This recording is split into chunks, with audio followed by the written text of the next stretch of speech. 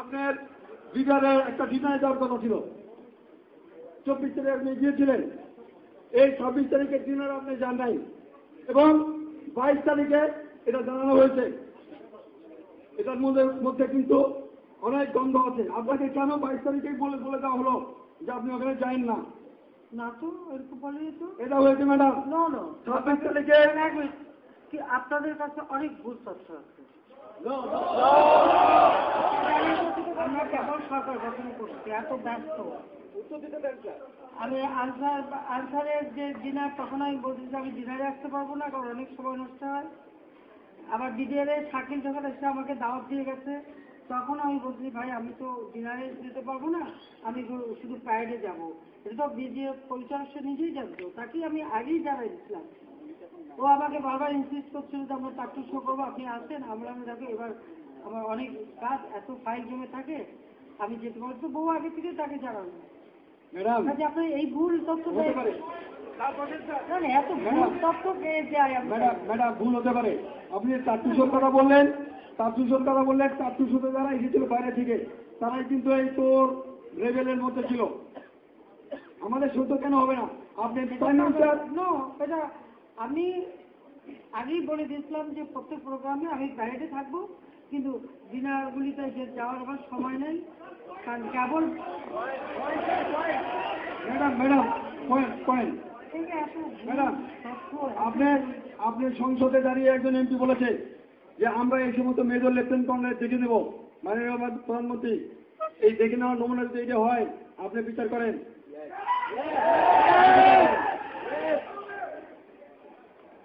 পয়েন্টগুলো বলে ফেলো প্লিজ, তাড়াতাড়ি। অনেক অফিসারের কথা বলবো ম্যাডাম, এখন পয়েন্ট বলার জন্য আরো লোক আছে। আমি কেন এসছি ম্যাডাম? যেভাবে পিছনের অফিসাররা উত্তেজিত হয়ে গিয়েছিল, আমি আপনাকে যতটুকু বলেছি আমাকে ক্ষমা করবেন। It is the mental outburst of myself, maybe it is the reflection. এটা হয়তো সবার রিফ্লেকশন। এখন যে কথা বলছি না, দেখবেন। আপনাকে আমি রিকোয়েস্ট করবো ম্যাডাম, আপনি যে যাই বলুন আপনি শোনেন। আপনি যে জবাব দেন না কেন, ভুল হয়ে যেতে পারে। সবাই কথা বলবে, আপনি কথা শুনেন ম্যাডাম। পয়েন্ট যাদের আছে, এখন পয়েন্টগুলি বলে না, পয়েন্টগুলি বলে যাক না। মাইন্ড জব পয়েন্টগুলি বলে দিচ্ছি। আমি রিকোয়েস্ট করবো শুধু পয়েন্টগুলো দাও, বিকজ অনেকে বলতে হবে এবং আমরা শেষ করুন।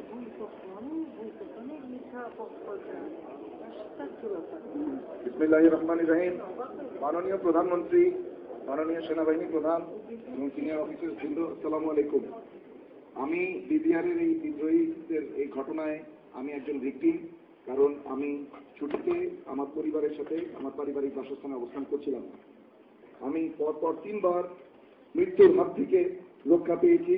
তারপরে 33 ঘন্টা বিডিআর সেন্ট্রাল কোয়ার্টার গার্ডে মৃত্যুর সাথে পাঞ্জা লড়েছি, কারণ কিছুক্ষণ পর সৈনিকরা এসে আমাকে মেরে ফেলবে। আমাদের সেনাবাহিনীর অফিসারদের স্ত্রীরা এবং আমরা অফিসাররা, শিশুরা সব এক কাতারে কোয়ার্টার গার্ডের সেলের ভিতরে ছিলাম। একটা রুমে 60 জন থেকে 80 জন করেছিলাম। তখন কোয়ার্টার গার্ডের সেল এবং গার্ড রুম মিলিয়ে নারী, শিশু, বৃদ্ধ, আমার বৃদ্ধা মা প্যারালাইসিস 75 বছর বয়স, তিনিও সেখানে ছিলেন।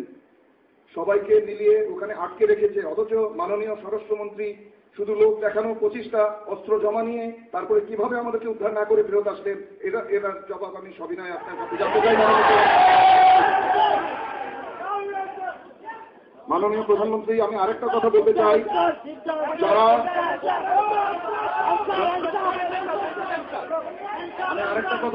মাননীয় প্রধানমন্ত্রী, যারা অত্যাচারিত হয়েছে এবং গুলি খেয়ে কখনো বেঁচেছিল, যদি তৎক্ষণাৎ সেনাবাহিনী এবং এয়ারফোর্স দিয়ে যদি সেখানে অপারেশন চালানো হতো, অনেক গুলিবিদ্ধ অফিসার বেঁচে যেত।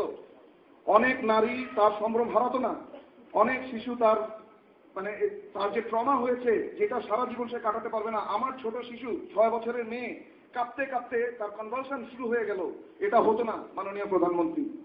এই জন্য আর সবার সাথে কণ্ঠ মিলিয়ে আমি বলতে চাই, এর সত্যিকারের প্রতিকার আমি চাই মাননীয় প্রধানমন্ত্রী। ধন্যবাদ। Lieutenant colonel Kamrul Zaman.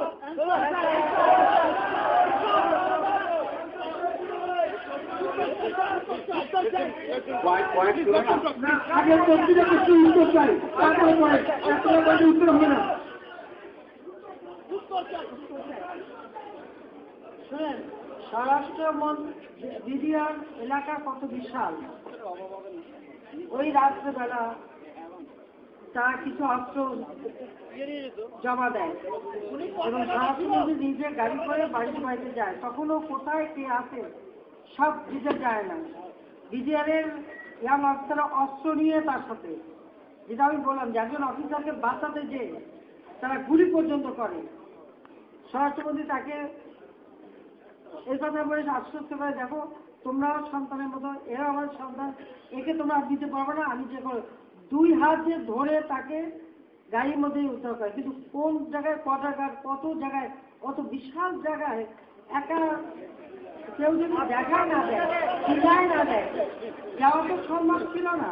কিন্তু যতদূর সম্ভব 5টা পর্যন্ত সে ঘুরে ঘুরে যে কটা পরিবার পেয়েছিল উদ্ধার করেছিল। পরের দিন সকালবেলা সে যখন টায়ার্ড হয়ে অসুস্থ হয়ে পড়ে, তখন বেগম মতিয়া চৌধুরীকে আমি 5টার সময় নিয়ে আসি এবং পরের দিন সকালে বেগম মতিয়া চৌধুরী যান, তার যাওয়ার কথা ওখানে উদ্ধার কর্মতে আছে, তখন আবার তারা বন্ধ করে দেয়। এটা হলো বাস্তব কথা। যদি সে কয়েকজন উদ্ধার করে চলে আসে, একটা মানুষ তো, আর বিডিআর ক্যাম্পটা কত বিশাল, আর আমাদের তো চেনাও নাই সব জায়গায়।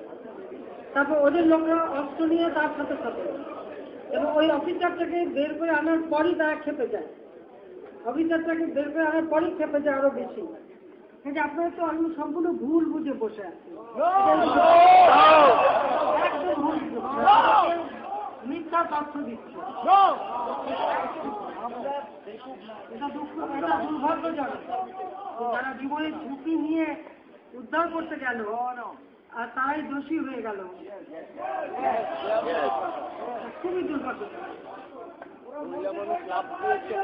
যারা ক্রিমিনাল জড়িত তারাই খারাপ। মাননীয় প্রধানমন্ত্রী এবং উপস্থিত আমাদের জ্যেষ্ঠ অফিসারবৃন্দ এবং আমার কনিষ্ঠ অফিসারবৃন্দ, আমি একমাত্র জানি মৃত্যু কত অসহায়। তোমরা চিল্লাচিল্লি করো না, পিডিআর ধ্বংস করে দিয়েছে, আর্মিও ধ্বংস করে দেবে। তোমাদের পিছনে লোক আছে, এটাই উদ্দেশ্য। তোমরা আর্মিকে নষ্ট করো না। পিডিআর গেছে, আর পিছনে লোক আছে আর্মিকে নষ্ট করার জন্য। তোমরা এরকম করো না।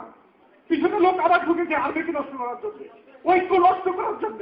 তোমরা এরকম করো না। আমি তোমাদের অনুরোধ করছি, আমি যেভাবে বেঁচে আসছি অসহায়, আমার মহাপরিচালক বীরের মতো মরেছে, বীরের মতো আমার সামনে।